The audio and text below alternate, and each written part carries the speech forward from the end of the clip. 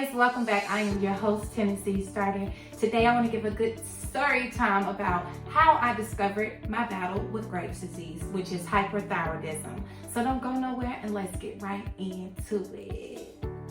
All right, so my journey with dealing with Graves' disease came because of a car accident I was in 4 years ago. I was rear-ended, car got totaled out. And it was also a very pivotal time in my life where I was having to make some tough decisions about the person I was involved with, and just getting my personal life in order. And that's kind of what triggered my spiritual journey, which I'm so grateful for. So be reminded that not all storms are bad, okay? With some conflict comes a lot of resolution that you need and you should want in your life.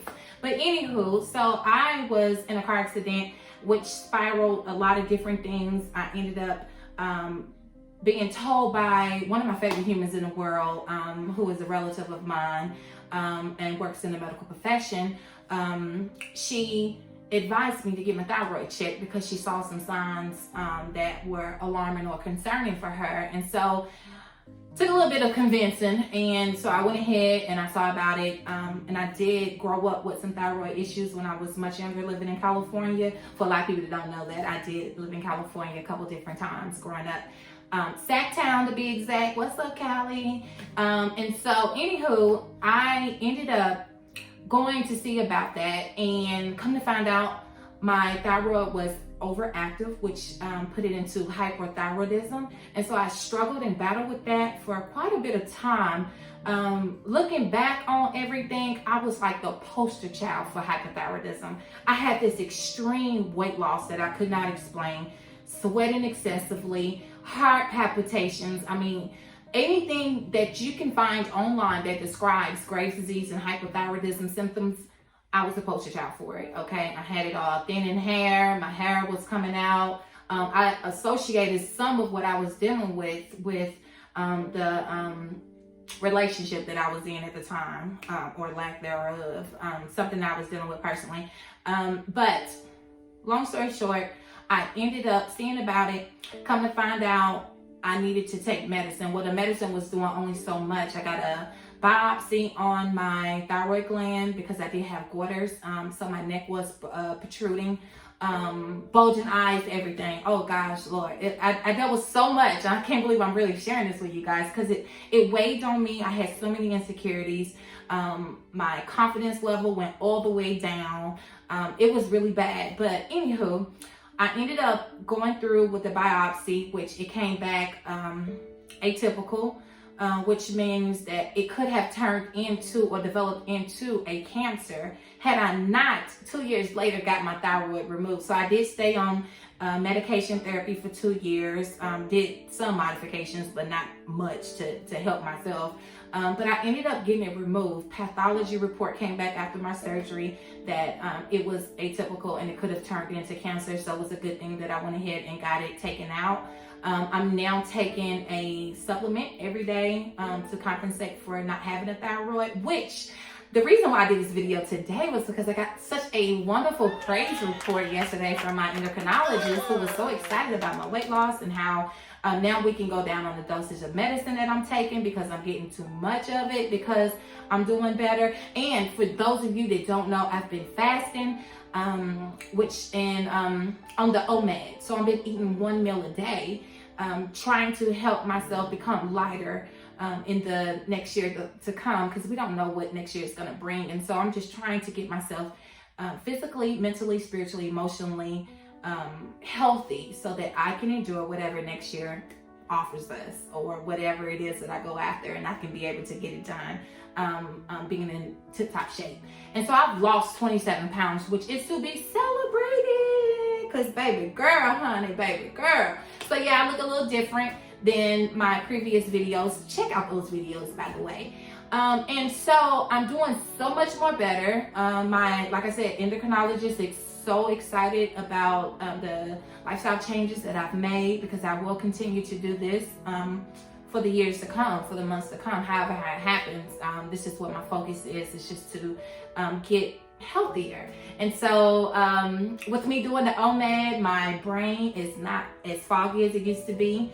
I got way more energy, although I do take a nap every day. It's mandatory. Okay, she gonna lay down, believe that. Okay, ring will go off on the phone, all that, because that's just what I do.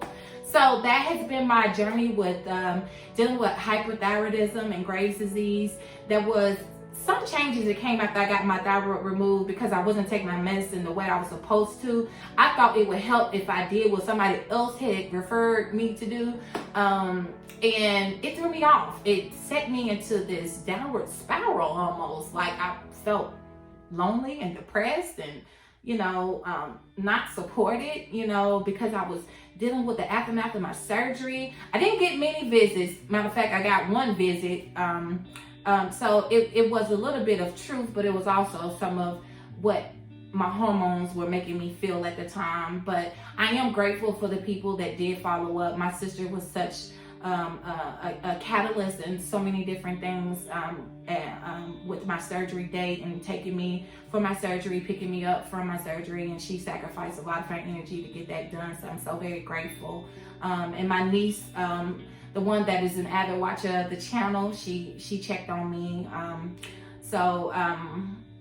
just want to encourage you guys to get your thyroid checked. It's not something they do with your regular routine lab work and annual physicals and everything. That's not something that they do. That's something that has to be ordered.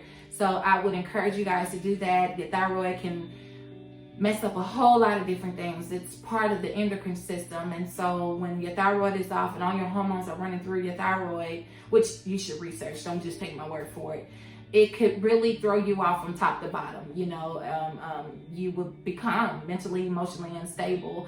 I stumbled over a lot of words when I was talking, which I ended up asking my endocrinologist yesterday. I was like, hey, look, I'm thinking that my levels may be too high because I found myself stumbling over my words. I can't really get out what I'm trying to say, but there was muscle fatigue.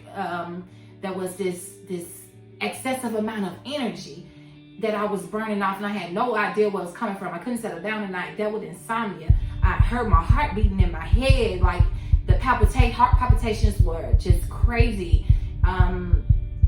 There was just so many different things that you can find online that I was dealing with and I was experiencing. But since having my thyroid removed, I can celebrate in knowing that I feel so much more better.